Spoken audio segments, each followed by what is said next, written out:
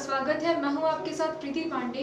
तो आज हमारे साथ मौजूद है फूलपुर विधानसभा से कांग्रेस संभावित प्रत्याशी सदफ फातिमा जी। तो आइए उनसे कुछ सियासी चर्चा करते हैं। मैम, बहुत बहुत स्वागत है आपका हमारे टॉक शो में। जी, बहुत बहुत स्वागत है आप सभी का। मैम, मैं पहले ये जानना चाहूँगी, फूलपुर विधानसभा में कांग्रेस मतलब विधानसभा में कितना मजबूत है कांग्रेस? देखिए, फूलपुर विधानसभा में कांग्रेस इस समय जमीनी स्तर पर काम कर रही है और हम लोग इस समय जमीनी स्तर पर बहुत कई सालों से काम कर रहे थे। आज हमारी नेता माननीय प्रियंका गांधी जी आई हैं, तो उनको राजनीति पूरे तरीके से बदलना है। इस बार यूपी में हमारे यहाँ कांग्रेस मजबूत होगी और सरकार भी बनेगी। अच्छा मैम, अब जैसे संभावना है आपको टिकट मिलने की पूरी, तो अगर आपके ऊपर कितनी जिम्मेदारियां बढ़ गई हैं? जिम्मेदारियां तो बहुत बढ़ गई हैं। जब से आवेदन किया उसके पहले से भी ये था कि हमारे क्षेत्र की जनता को किसी भी प्रकार की समस्या ना हो, इसलिए आधी रात में भी कोई समस्या होती तो वहाँ जाके हम लड़ते हैं और वहाँ समस्या का समाधान कराते हैं। जिम्मेदारी तो बहुत बढ़ गई है इस समय। तो अभी जो वो है विधान ये है कि सॉरी सर, एक मिनट कट कर लीजिए। बोलते रहो, कट कर दीजिए उसे, मैं क्वेश्चन मैम, जैसे कि है फूलपुर में आप क्या समस्या देखती हैं? देखिए, फूलपुर में सबसे बड़ी समस्या हमारे यहाँ पानी की है और दूसरा विद्यालय हैं लेकिन वहाँ पर टीचर गायब रहते हैं। तीसरा, महिलाएं बहुत ज़्यादा शिकार हो रही हैं या भारतीय जनता पार्टी की सरकार में जिस तरीके से महिलाओं के साथ अत्याचार हो रहा है, उस अत्याचार को रोकने के लिए, हत्याएं हो रही उसको भी रोकने के लिए हम लोग इस समय मेहनत कर रहे हैं और खड़े हैं। लेकिन मैम, जो अभी वर्तमान के विधायक हैं उनका कहना है कि आज तक जो काम नहीं हुए हैं उन्होंने वो सारे काम किए हैं। अब ये बताइए, भारतीय जनता पार्टी का काम क्या है? सिर्फ मन की बात करना। तो वो अपने जैसे उनके प्रधानमंत्री जी मन की बात करते हैं, वैसे हमारे विधायक जी माननीय प्रवीण पटेल जी बात करते हैं। जबकि क्षेत्र में जाकर के आप पता कर लीजिए कि जब से इन्होंने चुनाव जीता है एक दिन भी क्षेत्र में कदम नहीं रखा। उस जगह पर कांग्रेस की ही प्रत्याशी सदफ फातिमा ही नजर आई। कोई समस्या होता है, थाना, पुलिस, कोर्ट कचहरी, कहीं भी मैं ही देखती हूँ।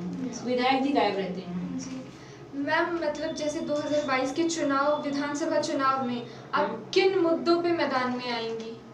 मैं 2022 विधानसभा चुनाव में मैं इस मुद्दे पे आई हूँ कि हमारे यहाँ खास करके विकास हो, रोड सड़कें सही हो, पानी सही हो और शिक्षा के क्षेत्र में लेकर के खास करके लड़कियों को, महिलाओं को आगे ले जाने के लिए हम आए हुए हैं। जी। तो जैसा कि आपने देखा, हमारे साथ मौजूद हैं सदफ फातिमा जी। तो बने रहिए हमारे साथ, मिलते हैं ब्रेक के बाद। सर ने काफ़ी जल्दी इसमें ब्रेक दे दिया है। बहुत जल्दी एक यहाँ दिए हैं, फिर एक यहाँ पे दिए हैं। सर, वो आपने कट किया था? अगर मैंने सर आपने वादे किए हैं कि अगर उनकी सरकार बनती है तो ये चीज़ें होंगी। तो क्या मैम 2022 के विधानसभा चुनाव में ये सारी चीज़ें अगर आप जीतते हैं तो होंगी? ये कोई लुभावने वादे नहीं हैं, ये हकीकत के वादे हैं। जैसे कि हमारी सरकार राजस्थान में है और हमारी नेता माननीय प्रियंका गांधी जी जो करती हैं वो कहती हैं। उन्होंने कहा था कि 40% महिलाओं को टिकट देंगे, लेकिन आप देख लीजिए 50% महिलाएं टिकट पाई हैं। इलाहाबाद में भी 3 लोग हैं। जी, तो जैसा कि हम देख रहे हैं कि अभी गठबंधन की सरकार चल रही है, बीजेपी और सपा दोनों गठबंधन कर की ओर जा रही है, तो फिर इसमें कांग्रेस ने अकेले लड़ने का फैसला क्यों लिया? अभी ये तो क्लियर नहीं कि बीजेपी और सपा गठबंधन कर रही है, यहाँ पे क्लियर है नहीं। और यदि करती भी है, हाँ, मेरे कहने का ये मतलब है कि वो दोनों ही गठबंधन करने की उसमें सोच रही है। हाँ, ठीक है, अगर वो करती भी हैं करें। शेर अकेला लड़ता है, झुंड में तो कुत्ते आते हैं। जी। भारतीय जनता पार्टी ध्रुवीकरण की राजनीति कर रही है, तो मैम ये तो जनता इसमें फंस जाती है, तो फिर इसमें आपका क्या कहना है? जनता फंस जाती थी, लेकिन अब जनता नहीं फंसे क्योंकि जनता के ऊपर बीत रही है। अच्छे दिन आने वाले हैं, आप भी देख रही, हम भी देख रहे हैं कितना अच्छा दिन आ गया है। महंगाई सर पर है। इसमें आपके क्या आपके क्या कदम होंगे इस ध्रुवीकरण की राजनीति में? हमारा यही कदम होगा कि जनता को जागरूक करना, और जागरूक कर रहे हैं। सुबह से निकलते हैं 8 बजे से रात में 9 बजे आते हैं, यही बताने के लिए कि माननीय प्रधानमंत्री जी सिर्फ मन की बात करते हैं और फेंकते हैं। उनके बातों में आप लोग आके परेशान हो गए थे, इसमें मत फंसे आप लोग। इसलिए जो काम कर रहा है उसके साथ आप आए। इसलिए प्रियंका गांधी जी की सरकार उत्तर प्रदेश में बनेगी और जितना वादा है पूरा किया जाएगा। जनता पूरी तैयार है कांग्रेस को इस बार वोट देने के लिए। तो जैसा कि आपने देखा हमारे साथ मौजूद हैं फातिमा सदफ सॉरी कट कर दीजिए सॉरी कोई बात नहीं, सॉरी आप बोलिए। जैसा कि आपने देखा हमारे साथ मौजूद है सदफ फातिमा जी, तो बने रहिए हमारे साथ। मिलते हैं एक ब्रेक के बाद। सर आप कट नहीं कर रहे हैं, अगर मनोज सर ने देख लिया। अरे कोई बात नहीं, हो जाता है, वो कर जाएगा ना, हो जाता है। थोड़ा सा कॉन्फिडेंस डगमगाता है। कुछ रिलैक्स होकर देखिए, मैं रिलैक्स हो जवाब दे रही हूँ। हड़बड़ी नहीं, कुछ नहीं, कोई नहीं है, हम भी तो देखिए रिलैक्स हो जवाब दे रहे हैं। आराम से बोलिए, टेंशन नहीं।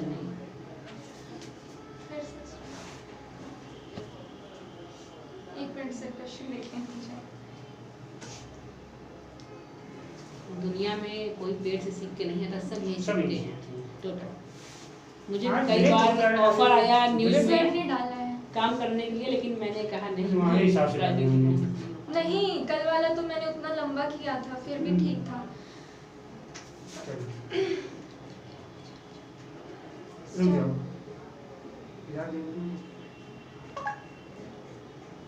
रेडी? एक बार फिर आपका स्वागत है हमारे टॉक शो में। तो बातचीत का सिलसिला फिर से जारी करते हैं। तो मैम मैं ये मतलब जानना चाहूँगी कि फूलपुर विधानसभा विकास में ऐसा बहुत पीछे है, तो मतलब प्रयागराज तो एक उपनगर के रूप में है, तो ऐसा क्यों है?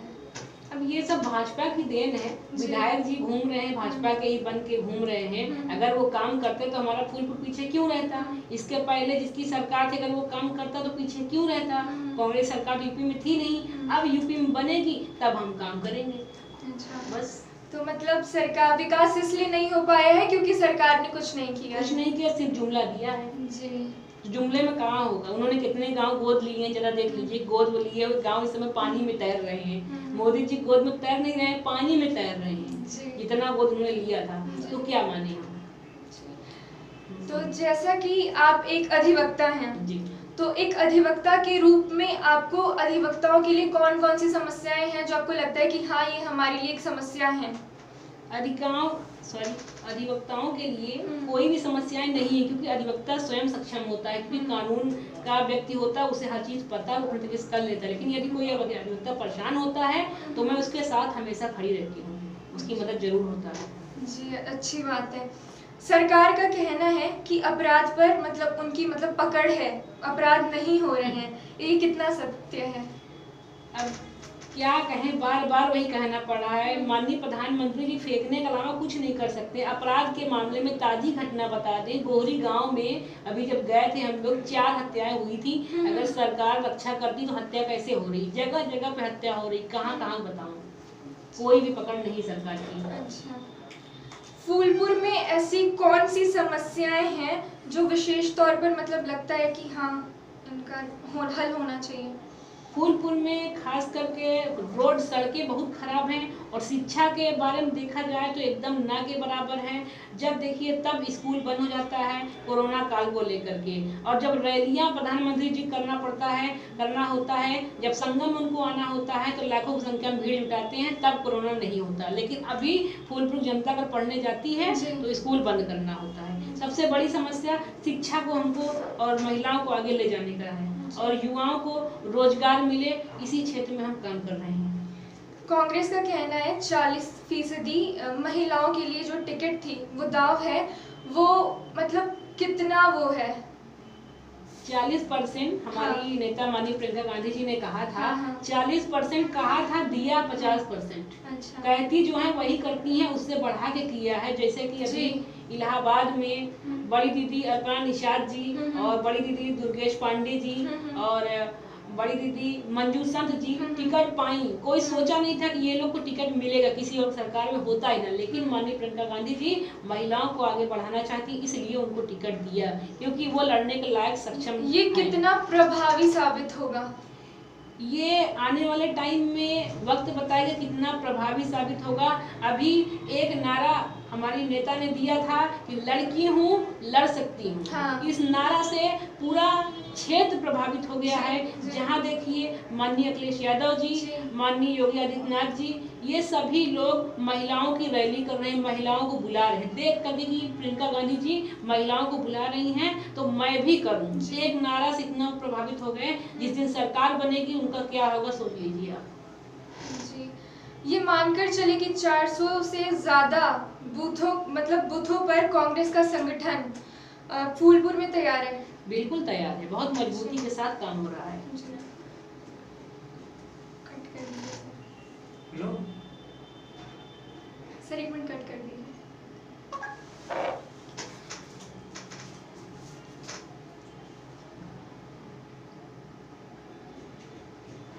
Sir start.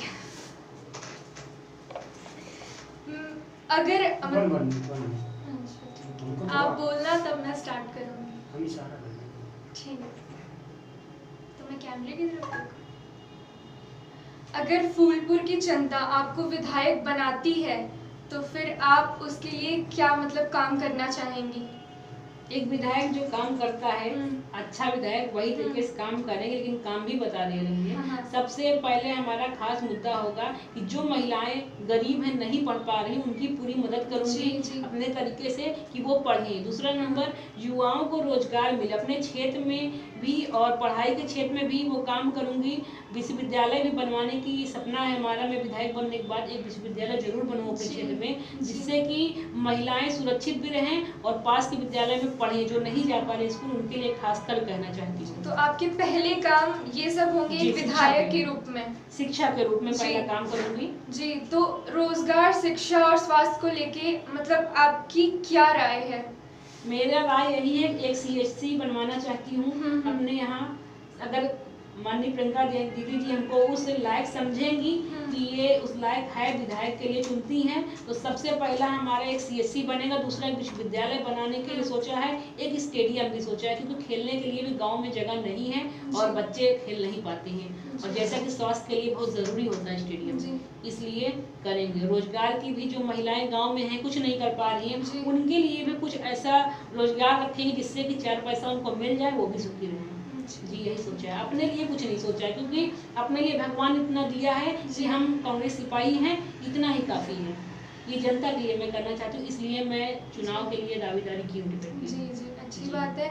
तो आप फूलपुर की जनता को क्या संदेश देना चाहेंगी? फूलपुर की जनता को मैं यही संदेश देना चाहती हूँ कि यदि टिकट मिलती है तो आप लोगों से विनम्र निवेदन करूँ कि आप लोग जितना हो सकेगा कांग्रेस पार्टी की ओर से वोट करिएगा। और खास करके यह कहना चाहती हूँ कि यदि मैंने आपके लिए क्षेत्र में काम किया है, यदि आपके लिए हम लड़े होंगे तो आप मुझे वोट करिएगा, अन्यथा मत करिएगा, इतना कहती हूँ। लेकिन मुझे भरोसा है कि मैंने फूलपुर की क्या क्षेत्र और भी क्षेत्रों में इतना काम किया है कि लोग ना चाहते हुए भी वोट, जो भाजपा के वोटर हैं, सपा के वोटर हैं, वो भी खुल ये कह रहे हैं कि आपने मेरी मदद किया है, भाजपा सपा ने नहीं किया है, मैं वोट आपको दूंगा, चाहे मैं यादव हूँ चाहे मैं पांडे हूँ। मैं अब ये जातिवाद और पार्टी नहीं देखूंगा, मैं व्यक्ति देखता हूँ। तो उम्मीद है कि फूलपुर जनता बहुत भारी मतों से विजयी बनाएगी यदि टिकट मिलती है तो। चलिए, अच्छी बात है। फातिमा जी, आपका हमारे टॉक शो में आने के लिए बहुत बहुत धन्यवाद। धन्यवाद आपका भी, थैंक यू मैम। तो जैसा कि आपने देखा, हमारे साथ मौजूद थी फूलपुर विधानसभा से सदफ फातिमा जी। उन्होंने बताया कि वो अगर विधायक बनती हैं तो वो शिक्षा के क्षेत्र में और कई कार्यों में बहुत अपना योगदान देंगी। वो अपने आप को एक मजबूत नेता मानती हैं। तो बने रहिए हमारे साथ, देखते रहिए Manoj Tiwari talk show. Sir, एक बार एंडिंग